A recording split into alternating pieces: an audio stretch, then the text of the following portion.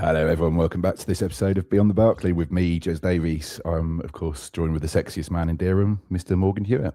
How are you? Very well. How are you? Yeah, good, How thank you. how are you now? You've stepped into the realm of being 40 years old. I know, it's incredible, isn't it? It doesn't feel any different from being 39, if I'm honest. I'd have But loved to now, have seen what your eyes looked like yesterday, because they sort of look like piss holes in snow today. So yeah, we had a wonderful night in the Walnut Tree Shades, didn't we? Singing a few numbers on the karaoke, so that was all good fun and games. But good win as well for Norwich, wasn't it? So we keep winning games. It's getting a bit embarrassing now, isn't it? yeah, not so much the second half. Wasn't sure about that, but No, well, didn't need to get out of second gear, did we? Just won the game by the half time. So, anyway, probably time to introduce our guest this evening, Mr. Dan O'Hagan. How are you, sir? I'm good, thank you. Always good to be talking Canaries. So, yeah, glad to accept the invite. Not at all. It's an absolute pleasure to have you on. And for those of you that you're sort of unaware what you do, if perhaps you'd just like to introduce yourself, what your connection is with Norwich City. Yeah, I'm a commentator. I've been commentating now for 30 years, give or take a few months. I had a 5-year stay with Anglia at the turn of the century, kind of 2001 to 056-ish. So my Norwich links are pretty strong there. I had another 5 years living there, 2015 to 20, when I was working for Premier League Productions for a while as well. So yeah, I mean, I wouldn't say I'm a Norwich fan, but I do kind of lean towards them a little, given my kind of links with the club going back over many years professionally. Excellent. So I suppose when you sort of first got involved, that would have been the Nigel Worthington era, would probably be the most, I guess, prominent time when you did with us, getting to the playoff final at Cardiff, and then obviously making it a couple of years later to make it to the Premier League. Was that probably around the time you got involved with Anglia? Yeah, it was. I came in 2001, September of that year, and my kind of gig was to be the reporter for Anglia on Norwich. Tony Jones had just left to go freelance as a commentator, so I became Anglia's commentator basically, and got to call some fantastic games. Obviously, the 03-04 season stands out. I mean, it was just being around the club was amazing. Yeah. Great manager in Worthington, great group of lads. That squad back then, it was a proper team. Yeah. Rob Green in goal, Malky, Flem, Drury, Gary Holt, Ewan, Paul McVeigh. Huckabee came in mid-season, of course, as well. And just being around that team and that year, it kind of made memories forever. I've been lucky to see some amazing teams, some great games, some great stories. That season still lives long in my mind because of how the whole club felt. A club that's successful, you kind of get a feeling early on in the season, there's a kind of vibe, a kind of buzz around the place. And that year at Norwich, there really was. Yeah. I remember when they brought in Huckabee and Crouch for that game against Burnley in 2003. You kind of got the impression then that was the kind of touch paper being lit, and that was just that season for me was just wonderful to be around and be a tiny part of. No, absolutely. Morgan, you were going to say something. I interrupted you. I could see your mouth moving. I've just got like a weird tick that I do. I've noticed on some of our videos and stuff that I do that quite a lot. I need to stop because it's not very professional. Anyway, sorry, I just went out into my own little world there. I think you're right. I think you're right, Dan. Like that, there's an essence, isn't there? I mean, if you both cast your mind back to, was it 11/12 under Lambert Championship? Same feeling, same vibe. Places going bananas with Neil Adams on co-coms that day. Simeon Jackson. You fast forward that to 18-19 under Daniel Farker. I mean, the joke was like, me and my friend were at the Walks, Kings Lynn, in pre-season, that second season under Farker. And my mate's a Wolves fan. And he said, I think you guys are going to get promoted this season. I think you'll go up. And I was like, nah, we'll shade it. It won't be that good. Like we've signed a bunch of like sort of German players that no one's ever heard of. There's no way we're going up this season. And then the snowball just started to roll and roll and roll. And I think for me, that season under 18-19 under Farker is when we was it we beat Leeds at Elland Road 3-1, 3-1, wasn't it? yeah. That for me was that sort of Rubicon, crossing the Rubicon, when I was like, okay, well, this is it now. We're doing something special. And but like, you know, like you said, Dan, like that feeling about certain players, you know, back then it would, you've mentioned Paul McVeigh, Malcolm Mackay. So for me, like that 18-19 season under Farke was Vrancic. I just, you know, I just extra special. The feeling of that, like, it's just it's in the atmosphere, isn't it? It's weird. I think if this season hadn't have started so badly, and Clement would have been in the driving seat from start, I think you could be talking about that again this season. Because right now the buzz around the place is phenomenal. I was there for the FA Cup game with Walsall in January, and I got that buzz again. I got that feeling that the club suddenly believes again, and there's a real sense of what might be possible under Clement. And as you say, this season began, you know, catastrophically. Appalling pre-season preparations. And obviously the first 9, 10, 12 games were just shocking. And then Clement comes in, and the whole mood around the club has just changed. And yes, he's obviously a great coach, but I think what he's done as well, he's worked on that kind of team ethic, that team building, which Worthington did so well, Farke did so well. And I just got, as I say, when I was back there in January, the essence, that kind of whiff in the air again, that, you know, things might be turning. Yeah. It's an extra special feeling that I don't know. I mean, like, I had it through the Lambert times and obviously the Farke times. I mean, I was very, very, you know, a lot younger back in 2003, 2004, and I was sort of in Norwich a lot for college. And the whole city, when Norwich win and when Norwich are doing well, there's something about that in the air in the city. Like, it lives and breathes that club doing well. My brother doesn't like football, but he knows the stands names of Carrow Road, like the Barclay. I'm like, how do you even know that? You don't care about football, but it's written into the DNA of the city.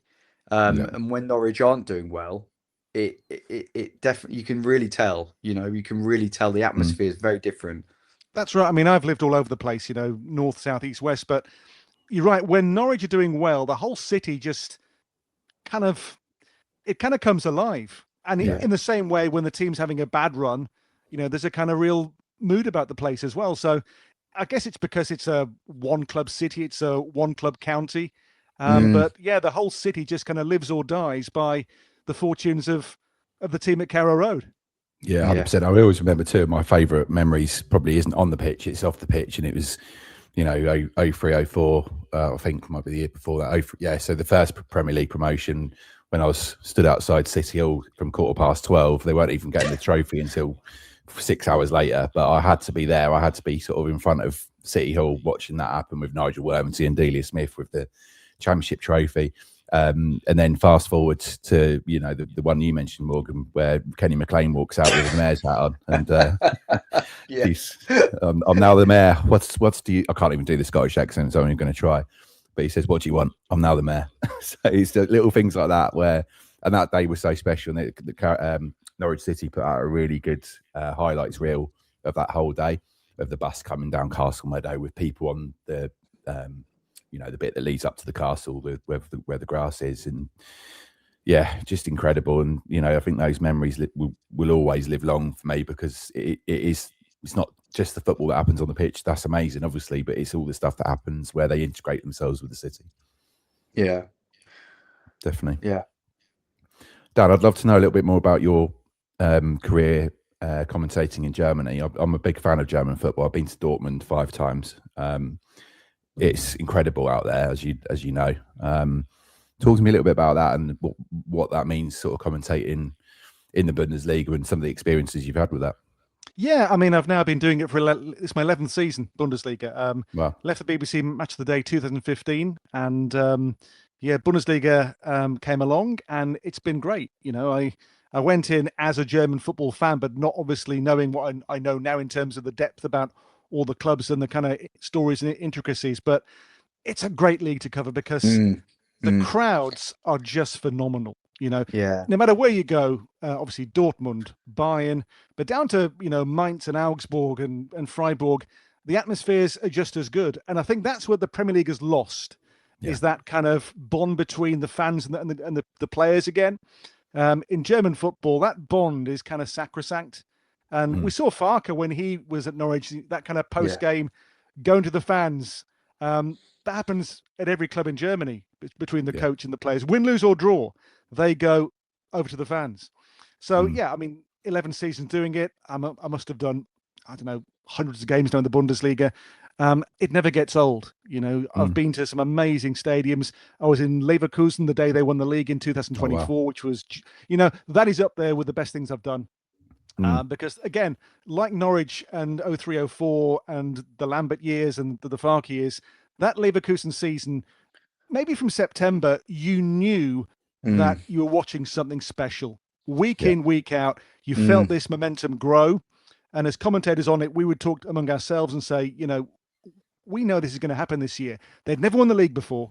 And yet the way they were playing, the brand of football, the word again, snowballed from game to game. And by the time we got to February, March, they won the league in April.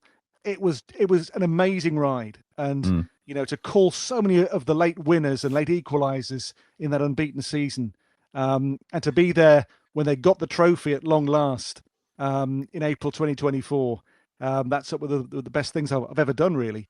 Amazing. Likewise, I was in Dortmund the previous year, the last day when they lost the league at home on the last day of the season. I've never been in a stadium which has felt so flat and so crushed by what their team had failed to do. But yeah, it's a great league to cover. It's sensational, and to tell those stories to a worldwide audience week in, week out, it's the most fun I've ever had as a commentator working on the Bundesliga. It is an absolute joy to do those games every weekend. Fantastic. And how does it work? So, sorry, go on, Morgan, after you, please. No, there's just something you said at the beginning of what you were kind of like the point you were making, Dan. When you said compared to the Premier League, what about the Premier League that you're sort of getting at there? I just find the Premier League now is very sterile. The atmospheres have gone. Maybe with the exception of Palace. I think Palace is still a proper atmosphere. But you go to the big clubs, Arsenal, you go to Tottenham now, you go to United, Liverpool. It's not as it was. It's not as raucous. It's not as real as it used to be. That's why I love games in the Championship as well, because I think that is still relatively untouched in that regard. But I just find the Premier League now, it's kind of too stage managed. It's almost too predictable. And I just like the fact that in Germany, the atmospheres, they're so visceral. I was there for the Bayern Dortmund Klassiker in Dortmund, 3 weeks ago now, and 81,000 people. And before the game, it was just deafening. And these days, you don't get that in the Premier League anymore. It's a different experience for the fan entirely. And I just think in the UK, we've lost that now. No, I think it's as well as that is I mentioned this on this podcast before. Do you think it's a little bit more around the fan behaviour as well? The fact that they're there sort of 4 or 5 hours before a game, having a few drinks with their friends, chatting, all these fan zones that are around the park. Because I don't think you find that a lot in English football, that people tend to rock up 15, 20 minutes before the game. And do you think that might be something to do with it, where they're making it more of an event more than a football match? Yeah, that's it. The whole fan culture is different. I was in Frankfurt in January for the game against Dortmund, just after Christmas. And I'd not been there before to Frankfurt, but got there, got the train to the stadium. And as you walk to the ground, there are bars, there are shacks, there's little pop-up, people selling cans and bottles. And fans get there, as you say, 2, 3 more hours before games, because it's the whole culture of going to the game. And also in Germany, your match ticket on a day gets you free transport around that town, or that, it's amazing. So buses, trams, trains, all paid for as part of your match ticket. And I think in Germany, they kind of care about the fans. fan culture is also very powerful. Clubs are fearful of their fans still. So fans in Germany are not afraid to have a protest or to talk about difficult issues. It's far less corporate and far less sanitized, I think, than the English game is at the top now. And let's be honest, the whole man, idea of the kind of fan culture in Germany, it is unique, and I hope it's going to be preserved because it's really special. Completely agree. And it also, it doesn't cost as much either, does it? So, I mean, your ticket generally is what, 15, 20 euros. And you mentioned all of those stalls outside the ground. They're all, well, from my experience, they tend to be independent or the local brewery, but they're not charging through the nose for a beer or a bratwurst. It's like €3 for a beer, and a bratwurst is like €2. It's incredible. And also at Dortmund, I was there, as I say, a few weeks ago. They keep the bars inside open after the game. So there's no kind of mad rush to get away. You stop and have a beer, have a sausage, and talk about the game, and you stay there for another hour or two with your mates. And obviously that all the money goes back into the club. So it's just done better, I think, in Germany. It's just done, fan first almost. Yeah. And I just think that's been lost now. The kind of corporate nature of the Premier League. Yeah, and the fan ownership model as well, isn't it? Because obviously, if a lot of the fans are actually, the vast majority actually have got something invested with the club as well, haven't they? They've got that fan ownership model. Yeah, the 50+1 rule. Yes, that's it. So no one can own more than half a club, basically, which I think is a really, really, obviously it won't happen here. We're kind of too far down the road, but I think in Germany that is a really special, that they're so proud of what that is as well in terms of the fan culture, the fan ownership of clubs. They're not going to let that go in a hurry. No, definitely not. Morgan. I mean, I said something about this the other day on the Pinkin, on a post on the Pinkin forum, which is where me and Jez first started all this whole thing. But like, obviously with Wrexham, climbing the leagues, through the leagues, being non-league, almost falling out of the, going into administration, just about surviving. And, there are people wagging their fingers at Wrexham and being like, a bit negative about it. But from our perspective, from Norwich's perspective, we're in a glass house now. We can't throw stones. Like, I know that Norwich won't go above and beyond and spend millions on player transfer fees. That's just not going to happen. But equally, do our fans who listen to this podcast or read this stuff, Clement, we've gotten a really good coach. It's not like he would have cost bare minimum. Do you know what I mean? Like, we're in a position where it's challenging for us to criticize someone like Wrexham when we are also really in exactly the same position. I said that with our current owners, they saved us from, they say, with Wrexham, Reynolds and McElhenney have helped them get promotion. With our current ownership, it's helped us avoid relegation.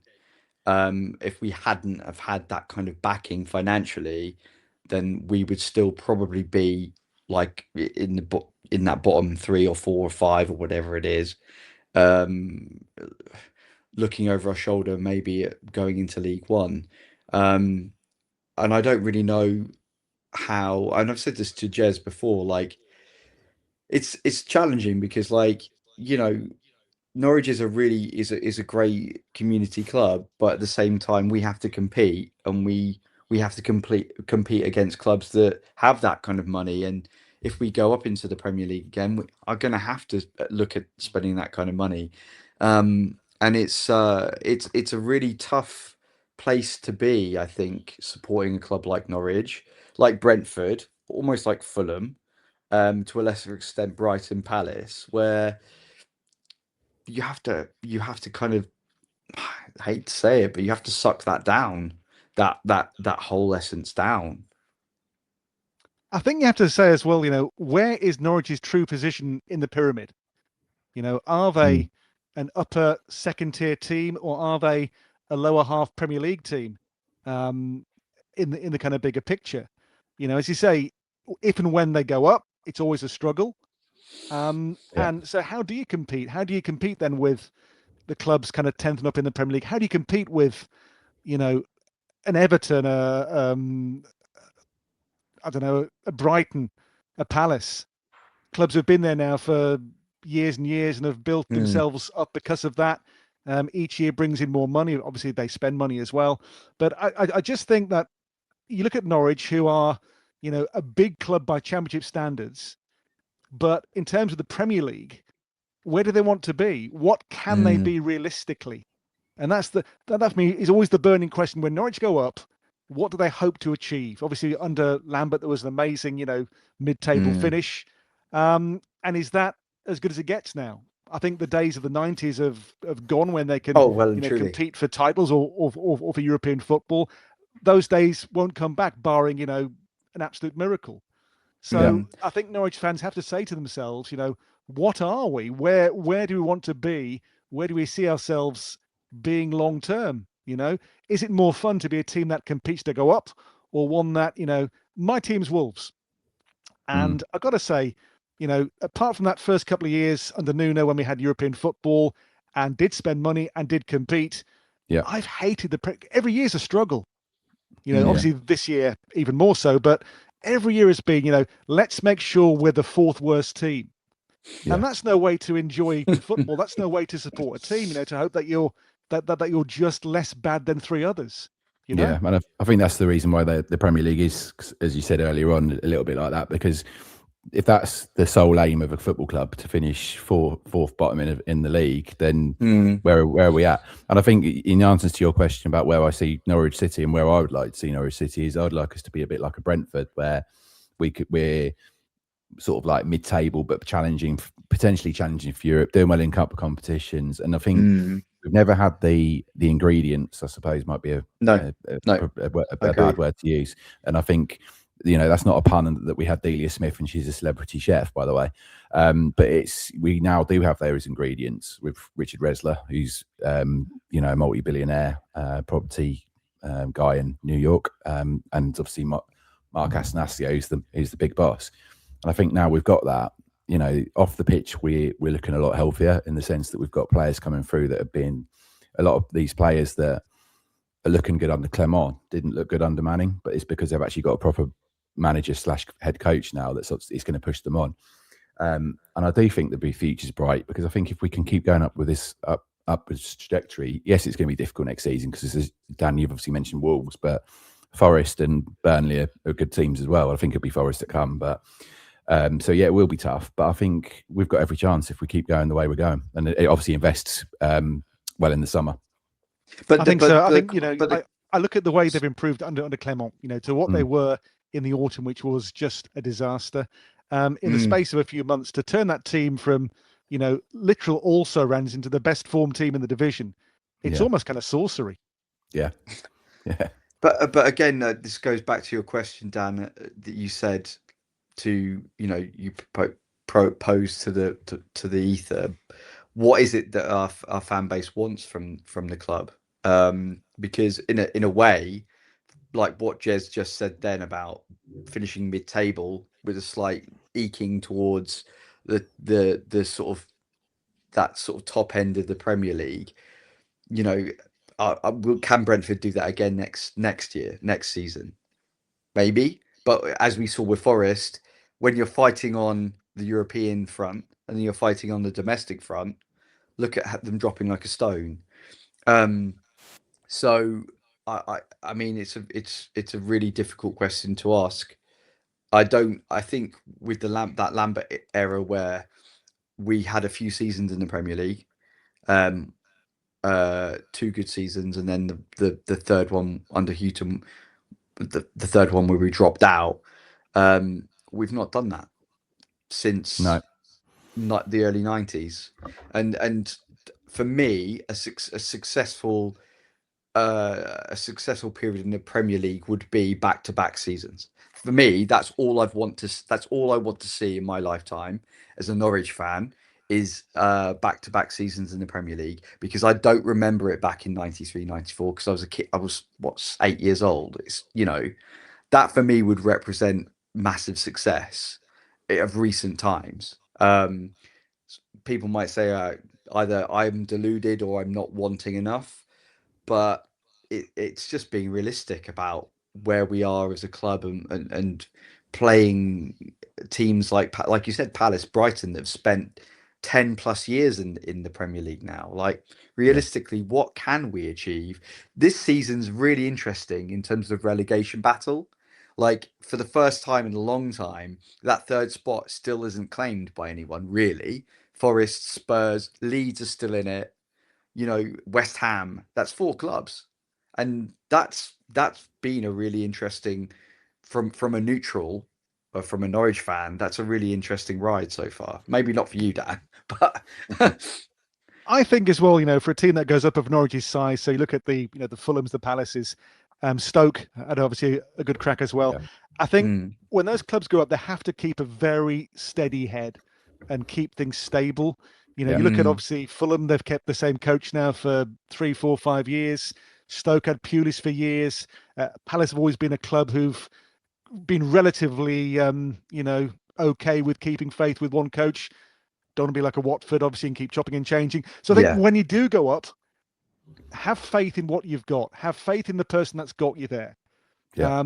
And, a stable club is often a successful club. And I think that's the lesson to learn from, those teams. Even Brighton, when they went up, they kept Chris Hughton for that first couple of years, didn't they, in the Premier League?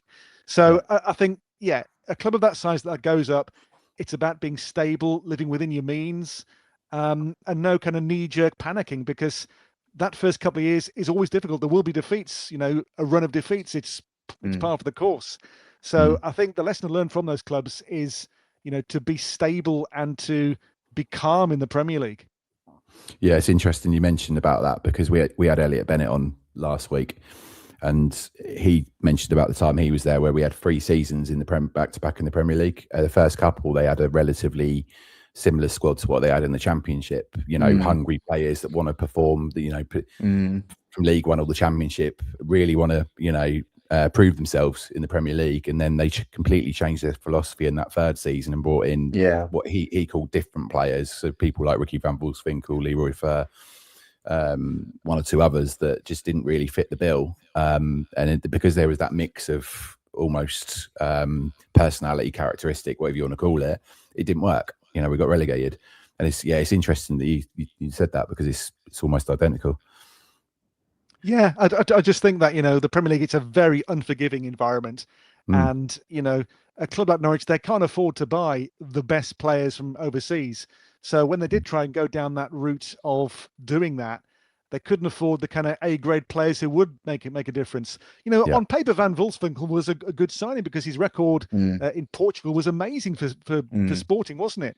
Yeah. But it just didn't work out. So, I look at that team when they came up, Pilkington, Wilbraham, players who weren't on paper top division players. Yeah. And as you say, they had a point to prove. And sometimes that kind of team is greater than the kind of sum of its parts. Yeah. And that was the case in that team under Paul Lambert. Certainly, he got players from League One, in essence, playing in the Premier League and competing in the Premier League, because it was a team as opposed to 11 individuals.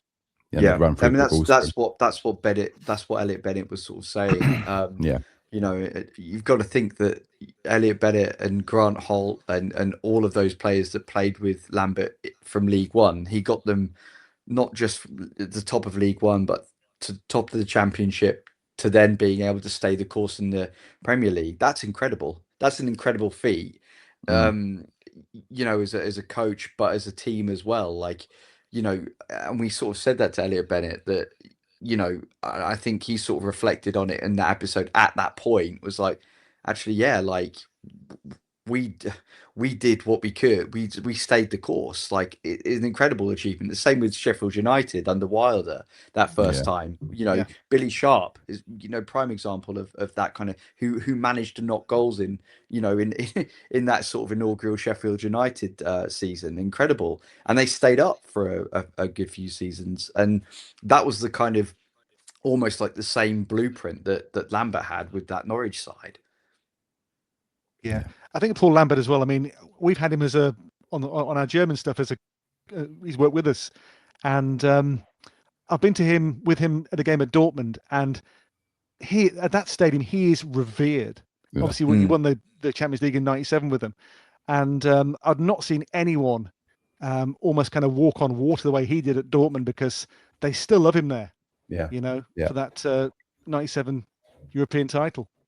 It's brilliant, isn't it? It is superb. And I think, again, sort of touch on Dortmund, you always see that when the times I've been there, we always introduce ex-players, heroes almost at half time and stuff, and they make a massive thing of it. And it's, again, I know clubs do it in the UK, but sometimes it's on key events, isn't it? But Dortmund seems to do it every week. And as you say, they really love their ex-players. Right then, Dan, I think what we want to do here is just ask a couple of sort of quick fire questions before we hand over to Morgan's random question of the week. So I'll say quick fire. We might have a bit of time to talk about them. So I'd really like to know what your biggest game you ever covered is, or what you see as the biggest game that you've ever covered.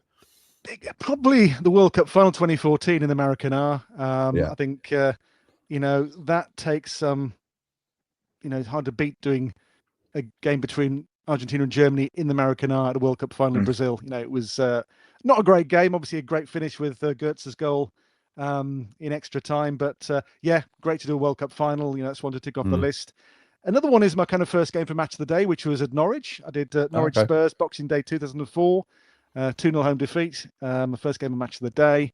I said it before, that game at Leverkusen when they beat Bremen to win the league in 2024 was phenomenal.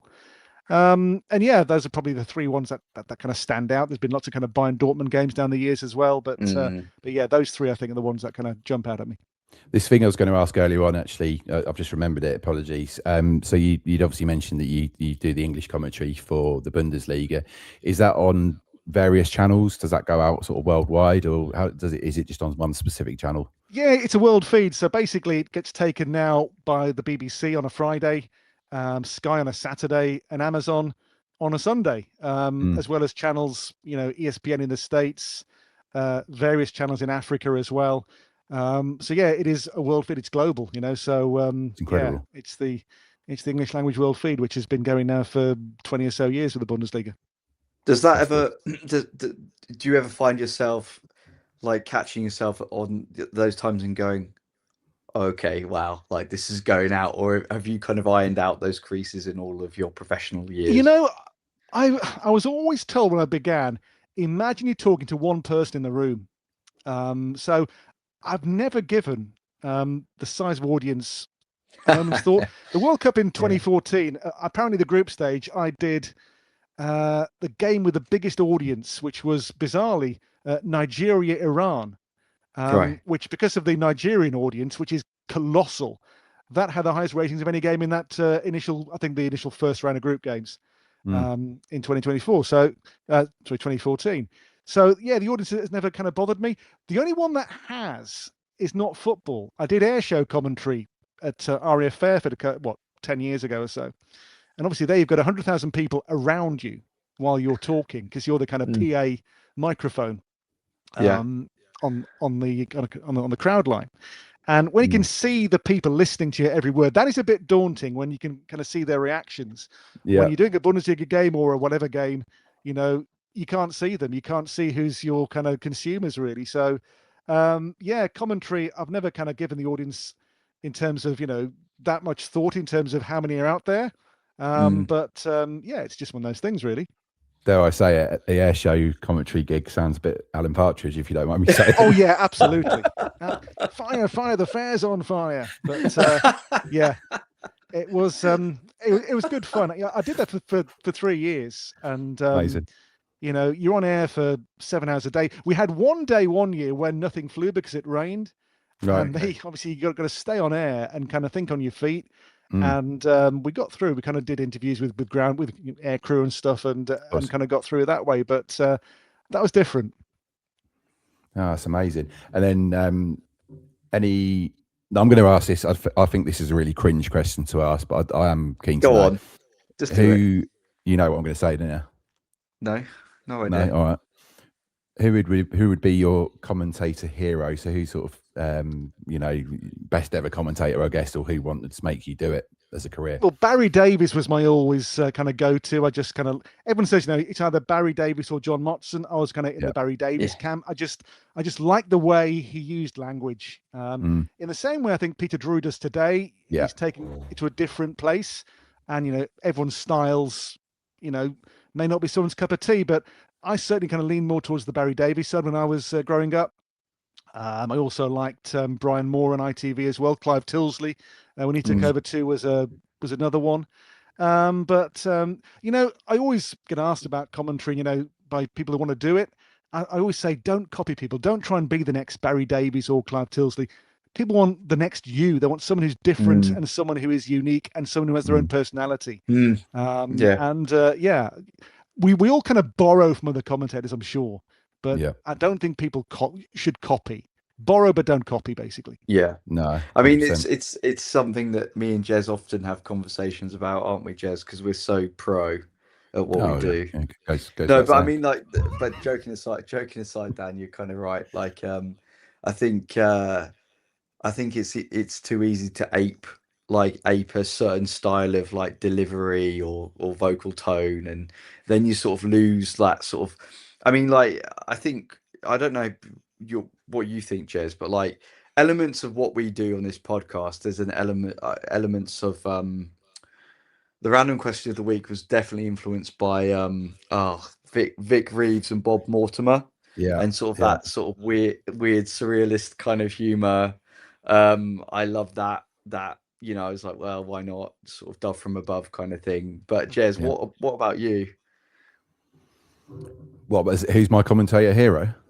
Well, yeah, like what influenced you to do this random thing? You mentioned it before. I mean, you look back at the Carl Pilkington, Ricky Gervais, and Steve Merchant podcasts, and just what they delivered. I thought they were excellent, and all the various things the other things they went on to. But Chatterbix and things like that as well with David Earl and Joe Wilkinson. I always try and put a positive and a funny.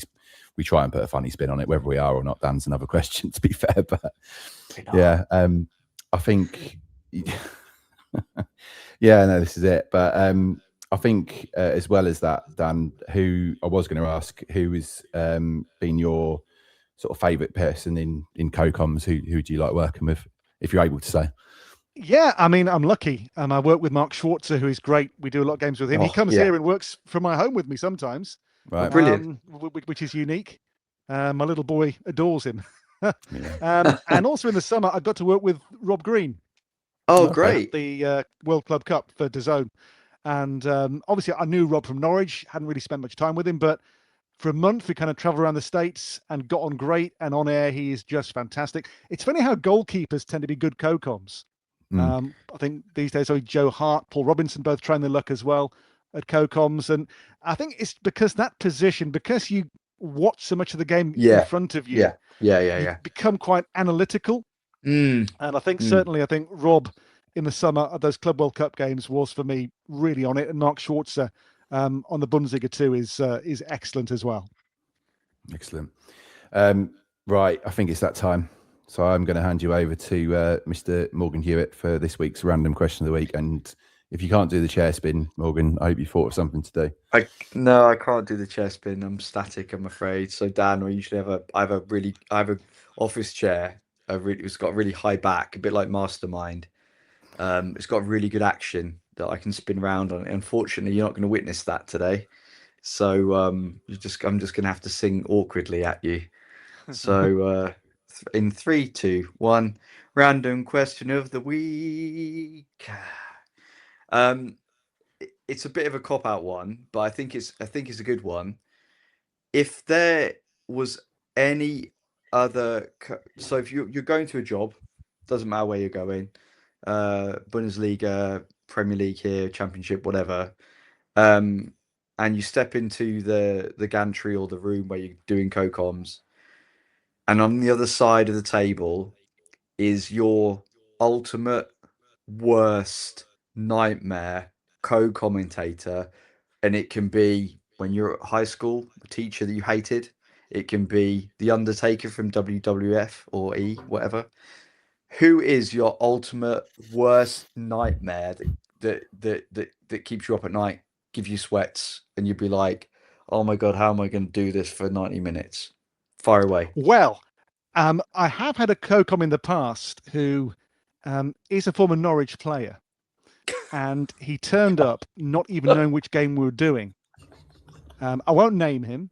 No, you but can't. We got to it was for Eurosport, and he came in and said, "All right, Dan, which game we doing today?"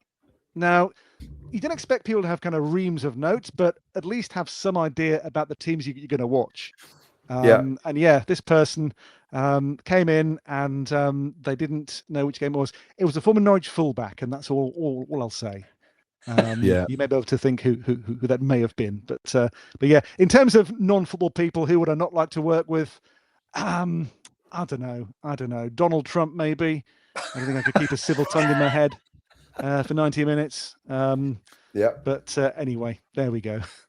Yeah, that's fair enough. We can't say anything because it's not a political podcast, but thank you for sharing, Dan. Jez, you've got plenty of time. You've had plenty of time to think of it. Me, I guess. Yeah, probably. No, Kevin Muscat, probably. Kevin Muscat, for obvious reasons. Although he did play for Wolves, didn't he, Dan? So he did, and to apologies. be fair, I'm not exactly a fan of him either, to be honest, with some of his tackles in his career. And even for Wolves, it was quite hard to defend at times what he did on the pitch. And obviously he's coaching now, isn't he? He's in China with Shanghai Port. Yeah, he did well with Yokohama Mariners in Japan. Now he's in China, so he's doing well as a coach, but certainly as a player. Even in the A-League, there's some videos online of some shocking tackles. Yeah, and you think, that is not the way to behave on a football pitch. Yeah, you do wonder what Craig Bellamy's career might have been if he hadn't chopped him like he did, because obviously Craig Bellamy had a really good career, didn't he? But I think he could have gone on and done a lot more than he did if he wasn't crocked at the age of 18 or 19 or what it was. Either him or I don't know. Josh Windass would be my other one, really. I'm never really taken to him, to be honest. And I mean, I do like the Wrexham story, but he's not one of them that I do. Sorry, Josh. What about you, Morgan? Watch this. No, I don't think he does. Yeah, it's a very rare chance he's going to tune in, isn't there? Yeah, I would probably say it's a hard question. I don't know why I even bothered to come up with it, because now I knew this was coming my way. Krang from Turtles, that pink thing, because his voice is really irritating. Shredder. This is the kind of shit we do, Dan, so I apologize in advance. In terms of voices, at that air show commentary, we would have to kind of sometimes have on with us, different teams would bring in their own commentator, and there was one foreign team. It was the Breitling Jet team who came in from Estonia, and they brought with them their own commentator who spoke great English, but in a really, really high-pitched voice. Now, me and the other commentator, we just lost it. So he's there, describing his team's display, and we're there kind of, our shoulders are going. And, I don't think he saw us, but I mean, literally, we were just for half an hour just in hysterics, What do you think of the South American commentary? Have you ever sort of attempted or thought about attempting to do some of their sort of like, oh? No, I did say Mamma Mia at the weekend. We had for Dortmund, their young Italian defender got his first goal, Reggiani, and I said Mamma Mia, which I think I got away with. I mean, I've heard the kind of take back, and it's not as cheesy as it sounds, but I kind of thought, have I kind of overstepped the mark with this one a bit? But it sounds okay, I think. Should we set you a challenge? Should we set you a challenge for this weekend? See if you can put some sort of Beyond the Barclay related words in your commentary. What do you reckon, Morgan? What we got? You're usually good at this. What's catchphrases of this stupid podcast? Yeah. We've got it's a family show. It's a family show. It's a family show. This goes out to all 5 of our listeners, which is another one. Other insert X are available, which you probably do already. Products. What else is there, Jez? Well, maybe just Beyond the Barclay. Somehow could be worked in. I'm sure Dan's a man of many talents. Here's a random question of the week. I'll be listening in on the weekend. We shall see. Obviously, Yeah, we shall see. Now I've got Bayern this weekend, Bayern Union Berlin on Saturday. So nice. I'll try and get something in there. Fantastic. That's really kind of you. Dan, thanks for coming on. It's been an absolute pleasure to get to know you. Real pleasure. Enjoyed it. Buddy. Thank you. Is there anyone you want to give a little shout out to before we finish? It's very, very Radio Norfolk here. I can't think. As you say, to everyone who knows me. Excellent. Oh, nice.